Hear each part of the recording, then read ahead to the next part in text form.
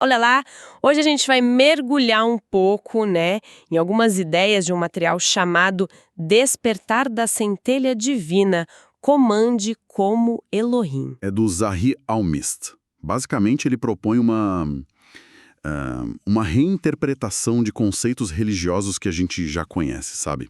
O foco é despertar um poder que, segundo o texto, já existe dentro de cada pessoa. Nossa missão aqui é mais explorar mesmo, entender os argumentos centrais que ele apresenta nesse texto específico. Ok, então, vamos tentar desempacotar isso. A primeira ideia-chave, assim, vem de uma leitura de Gênesis, capítulo 1, versículo 26. Façamos o homem à nossa imagem e semelhança. O texto dá um destaque enorme para esse plural, nossa. Argumenta que não seria um Deus único falando, mas os Elohim, que seriam, nessa visão, tipo um conselho de deuses criadores, entende? E a implicação disso que o texto apresenta é que cada pessoa teria dentro de si uma centelha divina, um pedacinho, um reflexo desses poderes criadores dos Elohim. Exato. E o interessante, né, é como essa interpretação específica de Gênesis vira a base para a ideia central do livro, que é o seguinte: a pessoa não nasceu para ser subserviente, mas sim para comandar. Justamente por ser um reflexo desses Elohim, dessas potências criadoras. Isso é uma inversão bem grande daquela perspectiva de dependência que a gente vê em algumas tradições, né? Pois é. E é aqui que a coisa começa a ficar, assim, bem interessante. O texto vai e introduz o conceito de YHWH, mas não como Deus absoluto, o criador de tudo. Ele apresenta YHWH como um demiurgo. Nessa visão do texto, claro, ele seria tipo um arquiteto cósmico que meio que se apropriou da criação, sabe? E aí monopolizou a adoração.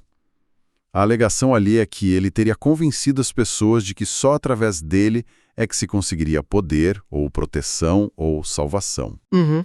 E se a gente conecta isso com o quadro geral que o material desenha, essa figura do demiurgo é descrita como a fonte de um engano mesmo. A autoridade real, verdadeira, segundo o texto, não viria dessa figura externa, mas sim dessa tal centelha divina que cada um carregaria. Quer dizer, uma contestação bem direta da fonte tradicional de autoridade religiosa, como descrita em algumas linhas de pensamento. Aí o texto segue para a ideia de reprogramar símbolos religiosos, tipo nomes divinos, salmos, até orações. São descritos como se fossem chaves de sistema.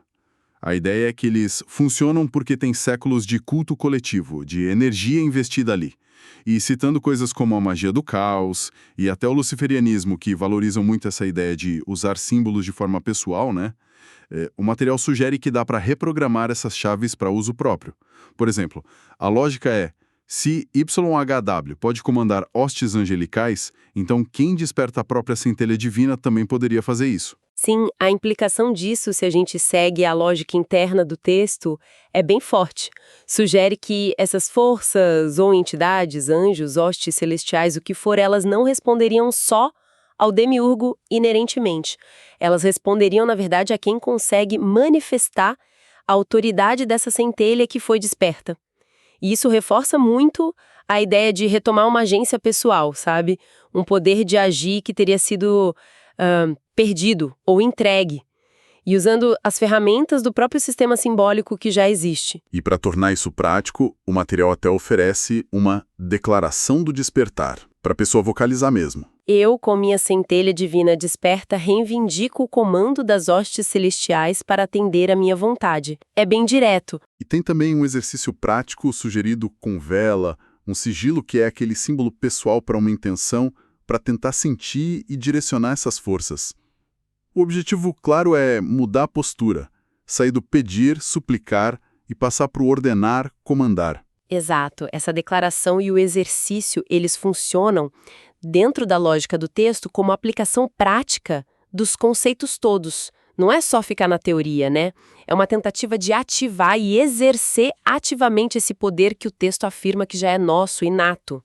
Mudar a dinâmica interna mesmo. E para fechar o ciclo, o texto aborda o medo, a dúvida, Aquela vozinha interna que fala, você não pode fazer isso, só Deus pode, isso é errado.